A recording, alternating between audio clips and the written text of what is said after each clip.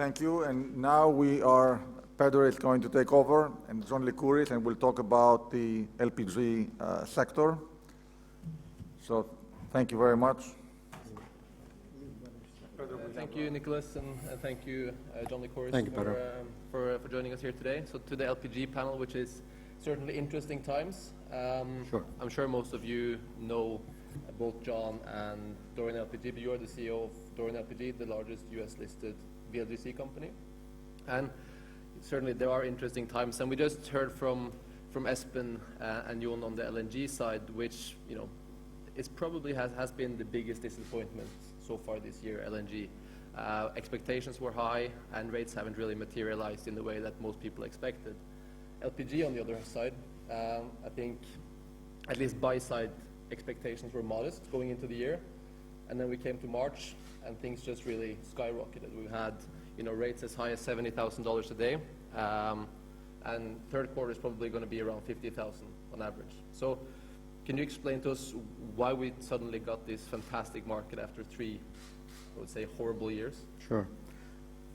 I just have to remind everybody that February 2019 was a very low earning month, as it was the previous March 2018. So when we hit all-time lows almost, and so we've come from very low levels.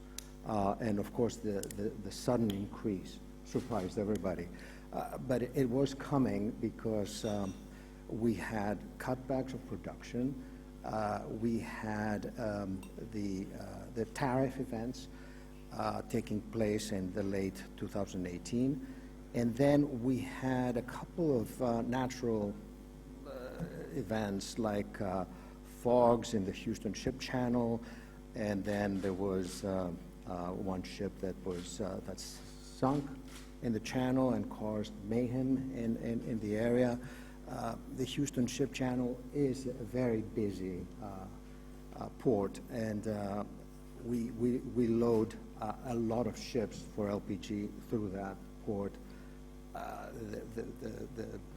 The congestion that was created as a result of that, and the backup and the pent-up demand as there was excess propane to be sold to the markets, with lowered prices as a result of that high inventory,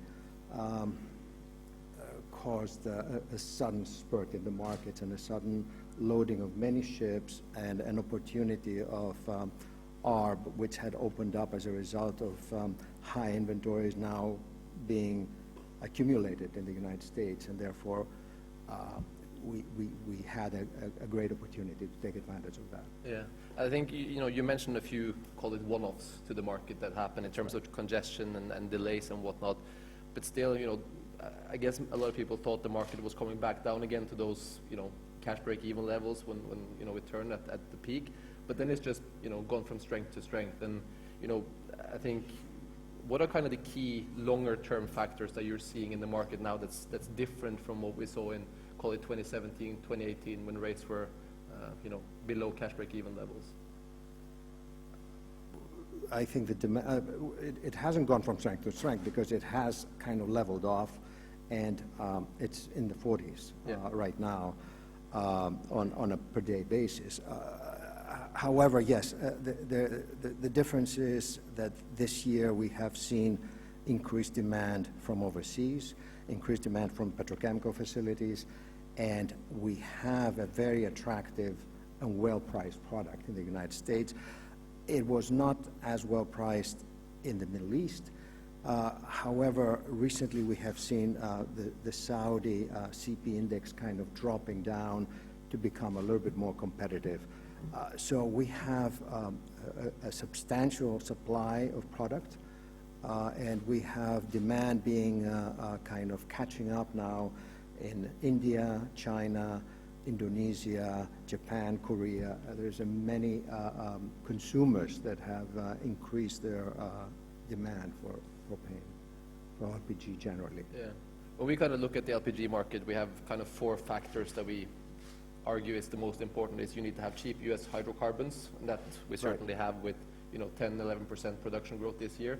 you need to have an outlet for those products in terms of having terminal capacity. That seems to be coming as well, with Enterprise coming now and further, terminal additions later next year. And you need to have solid demand, which also seems to be, that box seems to be ticked as well. Correct. And the final one, you need to have a relatively balanced supply-demand of vessels, which we also seem to have now. So, looking ahead, I guess things are looking quite good.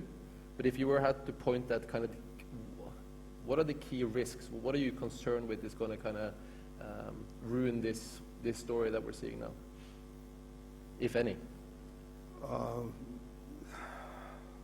Well, besides overbuilding, which is always the problem of every shipping industry, Yeah. and we do face that as we faced it before and in 2015, 16, 17, and caused this big protracted low market.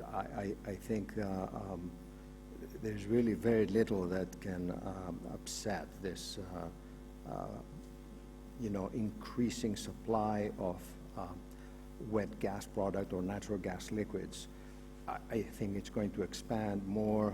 We're going to see more ethane moving out of the United States, along with propane and butanes. And we're going to see the demand kind of becoming more established in many places in the world because it's a cleaner fuel.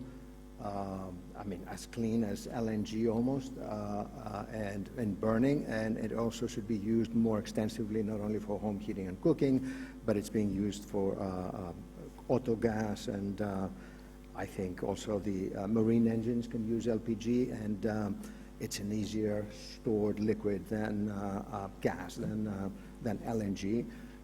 So there are advantages to LPG, which I think that is going to pull this product even forward into the foreground of clean energy. Yeah. And in terms of the petrochemical side, as you mentioned, seem to be going well in the Far East. Margins are holding up quite well. Sure. But also on the residential side, it seems quite strong. Are there any, if you kind of try to look ahead in terms of where the new incremental demand, who is going to absorb these additional U.S. volumes? Do you think it's going to continue to be China and India? And not that India takes that many U.S. volumes, but in terms of the incremental volumes coming in the market, is it China, India? Or do you see any other, X factors or others that will take those volumes coming to the market now? Well, it's definitely India. For example, India just celebrated that they had managed to do 80 million poor households connected with gas 6 months in advance of what they had planned to do it in March 2020, and they celebrated that they'd done 80 million connections like that. I think China has been building a lot of infrastructure for crackers and PDAs plants. Indonesia needs more of propane and butane for their own uses because it's a country that is just now discovered LPG, and they are trying to do a similar kind of development and grow that product a lot faster, just like India did. And then we're going to have probably Africa starting to use more of the LPG products. And I think Western world should consider that as an alternative cleaner energy, because we are going into 2030 and 2050. Next year we're having tighter pollution requirements from gasoline for cars and for vessels and the marine industry and as such. So and our aim is to go to 2030 and 2050 to become almost carbon free. So this is a good step in the right direction. You mentioned the new emission rules coming, and I guess most of the people in the room are sick of hearing about it, but we have to touch upon it anyways. We speak to a lot of investors who invest in the tanker space and also in the refineries, and one of the kind of consensus thoughts for next year is that the market may be flooded with naphtha because you get lighter shales coming up, lighter crudes, and you're probably going to have to run refineries at a higher throughput to meet new distillate demand, and you're going to get a lot of naphtha out of that. And with naphtha being a direct competitor to LPG in the Asian petchem space, is that something you're concerned of, or are there other things, with IMO 2020 that, you think will outweigh this or be a bigger risk? I would like to say that naphtha has a very decent margin to LPG by $90, more expensive than LPG, and that has held true for the last few years. And the reason is that crude has been certainly priced a little bit more expensively than LPG. But taking your question head on, and I think that 2020 is going to need a lot of distillate, and I think a lot of naphtha is going to go to production of distillate. Many vessels are going to go for the lighter gas oils to burn, especially if it is a smaller ship that burns, has a smaller consumption, just to get rid of the potential problems of this new ultra-low sulfur fuel oils, which may be an agglomeration of very light distillate, but another heavy, which cannot really mix well and may cause problems. So until that settles in, I think naphtha is going to find its way to being cracked into a more distillate product.